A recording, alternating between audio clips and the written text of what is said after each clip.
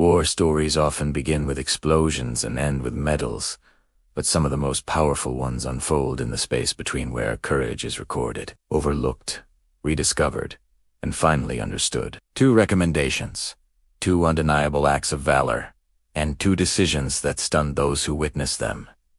This is where the story truly begins. Among the ranks of American paratroopers in World War II emerged a soldier whose actions would be described by comrades as extraordinary, even improbable. Yet recognition followed an unexpected path. Despite officers documenting heroism in language reserved for the highest honors, the ultimate award never arrived. Not once, but repeatedly, recognition fell short of what battlefield witnesses believed was deserved. Decades later, the lingering question remained: how could one of the most decorated soldiers in American combat history still carry the weight of being overlooked? To understand the roots of that question, the story must return to Europe in 1944, to a place where maps failed to capture the misery endured by those sent into it. The Hürtgen Forest was less a location and more a trial of endurance. Rain soaked the ground into thick, dragging mud that clung to boots and uniforms alike. Dense trees shattered under artillery fire, turning branches into jagged hazards. Visibility was limited,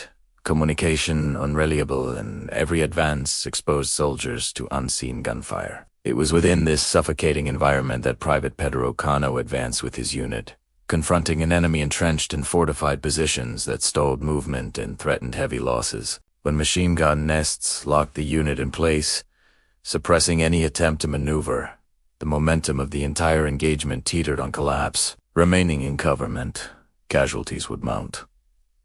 Advancing collectively risked devastating fire. In that moment, Cano moved forward alone. Crawling through mud under direct enemy fire, he navigated terrain that offered no protection beyond his own determination and awareness. Carrying a rocket launcher and grenades, he approached the first position and struck decisively, destroying it and shifting the tactical balance. Rather than retreat, he pressed onward, repeating the process against additional fortified positions deeper in the defensive network. Grenades shattered cover, rockets dismantled strongpoints, and the sudden absence of hostile fire opened pathways for his unit to advance. By the end of the action, multiple machine gun nests were neutralized, and dozens of enemy combatants had been eliminated in a span of hours. An outcome so improbable that observers struggled to reconcile it with conventional expectations of coordinated assault. The impact extended beyond immediate battlefield success. Commanders documented the engagement with urgency, detailing not only the actions taken but their direct consequences for the unit's survival and mobility. These battlefield citations formed the foundation of recognition, explicitly recommending Cano for the highest level of military honor. Within military tradition, such recommendations carried weight. They were formal acknowledgments, grounded in testimony and evidence. Yet as the paperwork traveled upward through administrative channels, the final outcome shifted. Instead of the recommended distinction, he received a lesser, though still significant decoration. No detailed public explanation followed, leaving a gap between documentation and decision that quietly echoed among those familiar with the original reports. That outcome unfolded within a broader social reality that extended beyond the battlefield. Returning veterans entered societies eager to celebrate victory, yet often reluctant to confront inequality embedded within their own structures.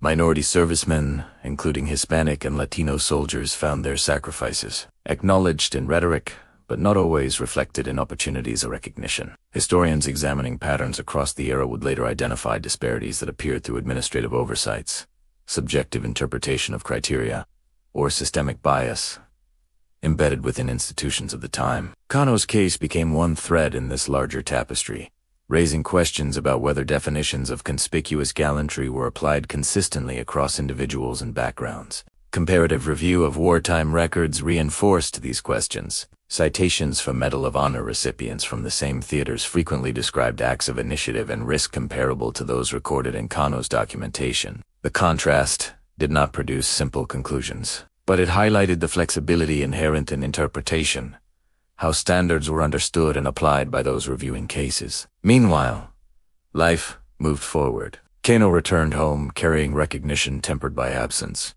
navigating civilian life until his sudden death in a 1952 automobile accident ended his story before any reassessment could occur. The possibility of correction would become a matter for later generations. It was not until decades later that institutional reflection began addressing such disparities directly. In 2002, legislative action mandated a comprehensive review of military records to identify potential discrimination in award decisions. Researchers revisited archive citations with modern scrutiny, comparing documentation against established criteria. The resulting initiative identified cases where recognition appeared inconsistent with evidence, and Kano's record emerged among them. The review demonstrated that his actions aligned with standards historically associated with the nation's highest honor. Formal recommendations for correction followed, leading to a moment of symbolic reconciliation years later.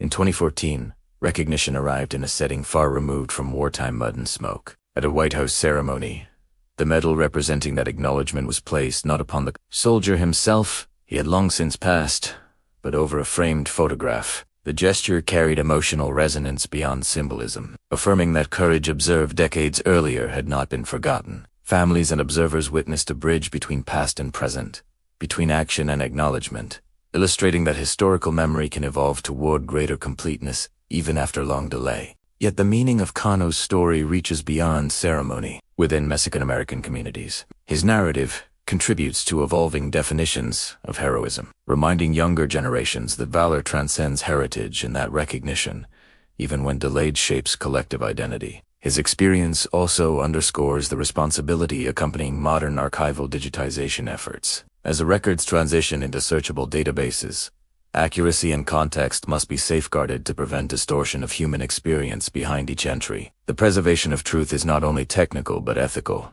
influencing how future generations understand sacrifice. Ultimately, the legacy formed here is not defined solely by a medal or by the battles that inspired it. It resides in the conversation his story continues to sustain about justice, memory, and fairness in recognition. It challenges institutions to examine their own processes and encourages society to measure bravery solely by action rather than background. And it reminds us that history is not fixed. It is interpreted, revisited, and sometimes corrected as understanding grows. In this way, the journey from overlooked citation to lasting legacy becomes more than a biography. It becomes a reflection of how nations remember those who served, and how acknowledgement, though delayed, can still illuminate the enduring value of courage witnessed long ago.